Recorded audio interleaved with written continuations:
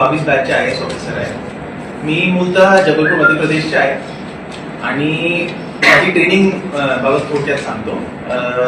मी assistant secretary म्हणून दिल्लीला होतो ministry of road transport and हायवेजमध्ये 2 महिन्यासाठी आणि 1 वर्ष प्रोबेशनसाठी मी नागपूर जिल्ह्याला होतो आणि नंतर माझा ऑर्डर गडचिरोली अहेरी SDO आणि प्रकल्प अधिकारी एकात्मिक विभाग म्हणून आला होता. तर मी 1.5 वर्ष तिकडे म्हणजे सर्व केला आणि नंतर माझा सोलापूर ZPCOची ऑर्डर आलेला आहे आणि आज मी त्याच्यासाठी जॉईन व्हायसाठी आलेले आहे.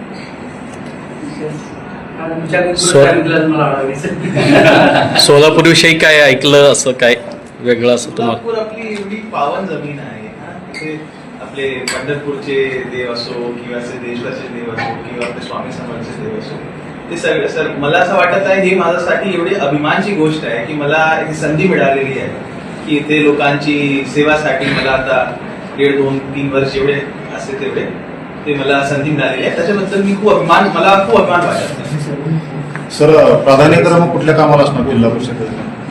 सर्वात प्राधान्यतावर माझं हे राहील की आता उन्हाच्या म्हणजे समज आहे ना आणि पाणी टंचाईची काही असे इश्यूज आपल्या समोर आला नको, त्याच्याबद्दल मला आढावा घ्यायचा आहे की आपले जे तालुका आहे जे खूप ड्रॉट प्रोन आहे तिथे मला आढावा घ्यायचा आहे की जे आपली जलजीवन मिशन अंतर्गत जे टॅप लावले आहे तिकडे ते सगळे व्यवस्था आहे किंवा नाही, काही अडचणी येत असेल तर आम्ही त्याच्यात ओळख काढू.